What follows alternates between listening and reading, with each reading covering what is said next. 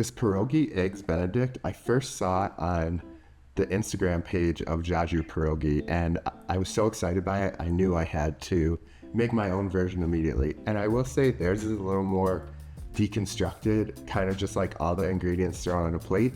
I wanted to do it more so the first thing you see the image and you're immediately like, yeah, that's an eggs Benedict and that's a pierogi underneath it. First, we're gonna do the hollandaise sauce, just a few egg yolks in a double boiler here. And I added some lemon juice, some hot sauce, and a little mustard. Whisk it up and then slowly drizzle in hot butter.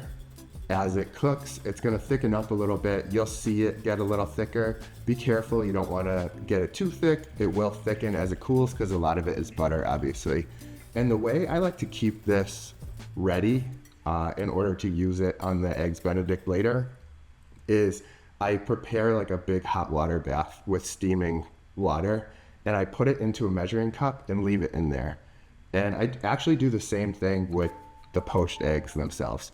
To make these poached eggs, I like to use the strainer method. So like I'll put the eggs into the strainer, and you may notice there's like a loose part of the egg white and then a thick part of the egg white.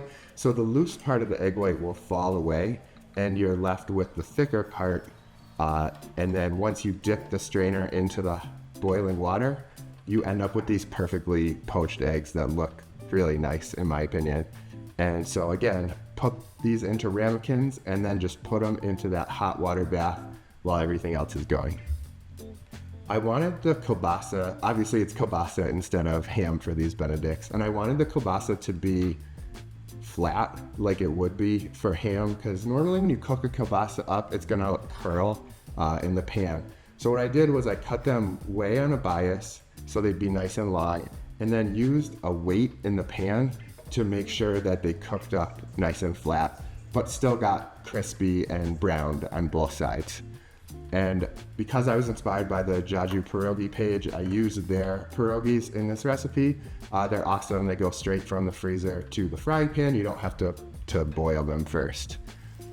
So the pierogis are getting nice and brown while the kielbasa is also cooking up. And see, it has the tendency to curl like that, but keeping the weight on top will keep them nice and flat.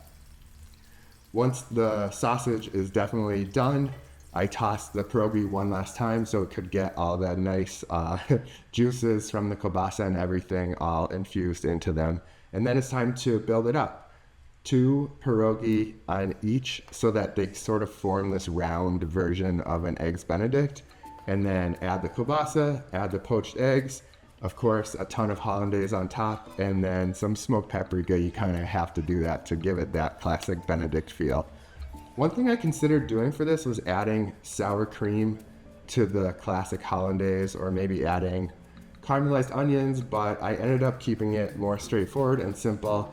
And I would say I've had so many Benedicts in my life, obviously, and this tasted fairly straightforward for an eggs Benedict, but the one main thing that really surprised me and was nice was that mashed potato filling gave this such a different flavor than I'm used to, and was actually really awesome. So it came together nice and I was thrilled to make it, and it just tastes really nice. It's a perfect comforting breakfast or brunch.